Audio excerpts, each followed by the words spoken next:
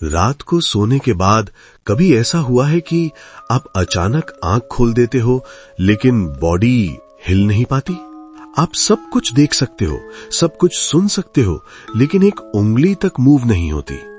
India में लोग इसे अलग अलग नाम से जानते हैं। कोई कहता है रात को कोई दबा देता है, कोई कहता है बुरा साया होता है, लेकिन जो लोग इसे एक बार एक्सपीरियंस कर चुके हैं उन्हें पता होता है कि वो रात कभी भूलना मुश्किल होती है। ये स्टोरी अनन्या की है। अनन्या मुंबई में एक कॉलेज स्टूडेंट थी और हॉस्टल में रहती थी। घर से पहली बार इतनी दूर रहना उसके लिए ऑलरेडी थोड़ा इमोशनल था। नया सिटी, नया एनवायरनमेंट और हॉस्टल का एक छोटा सा रूम जिसमें वो अकेली रहती थी। पहले कुछ महीने सब नॉर्मल रहा। क्लासेस, असाइनमेंट्स, फ्रेंड्स के साथ कैंटीन में बैठना और रात को घर फोन करना, रूटीन सिंपल था। फिर एक रात कुछ अजीब हुआ। टाइम लगभग 3 बजे का था। अनन्या अचानक नींद से जग गई।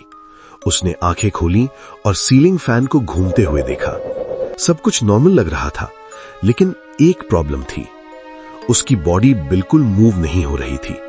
उस मोमेंट उसे लगा जैसे रूम में कोई और भी है। पहले उसने इग्नोर करने की कोशिश की। उसने सोचा शायद दिमाग का इल्यूजन होगा, लेकिन फिर उसे क्लियरली फील हुआ कि कोई उसके बेड के पास खड़ा है। अनन्या की आंखें रूम के कोने की तरफ गईं। अंधेरा था, लेकिन उसे लगा जैसे कोई शैडो स्लोली मूव हुई हो। उसका हार्ट फास्ट बीट करने लगा। वो चिल्लाना चाहती थी, लेकिन आवाज ही नहीं निकल रही थी। फिर उसने एक और चीज फील की, जैसे कोई बेड के कॉर्नर पर बैठ गया हो। मैट्रेस हल्का सा दब गया। वेट बिल्कुल रियल था, जैसे कोई सच में बैठा हो। अनन्या की सांसें तेज हो गईं। उसने आंखें बंद करने की कोशिश की, लेकिन डर इतना ज्यादा था कि वो बस सीलिंग को देखते हुए फ्रोजन पड़ी रही। उसे लगा कोई उसके कान के पास झुक रहा है, लेकिन रूम में कोई आवाज नहीं थी। फिर अचानक उसका बॉडी कंट्रोल वापस आ गया, जैसे किसी ने इनविजिबल स्विच ऑफ कर दिया हो। अनन्या तुरंत उठकर बेड से नीचे उतर गई और रूम की लाइट ऑन कर दी।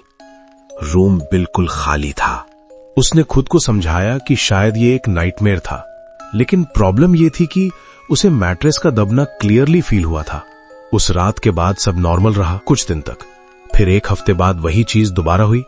रात के 3 बजे आंखें खुली, बॉडी मूव नहीं हो रही, और इस बार उसे क्लियरली फील हुआ कि कोई उसके बेड के पास खड़ा है। इस बार उसने हिम्मत करके आंखें थोड़ी साइड में घुमाई और उसने देखा बेड के पास एक डार्क ह्यूमन शेप खड़ा था। फेस क्लियर नहीं था, बस एक सिलुएट। वो बिल्कुल स्टिल खड़ा था, जैसे वो बस देख रहा हो। अनन्या को पता नहीं वो कितनी देर तक वहां खड़ा रहा, क्योंकि उस मोमेंट टाइम जैसे रुक गया था। फिर अचानक बॉडी वापस मूव करने लगी। अनन्या तुरंत उठकर लाइट ऑन कर दी। रूम फिर से खाली था। आज भी अनन्या हॉस्टल में रहती है।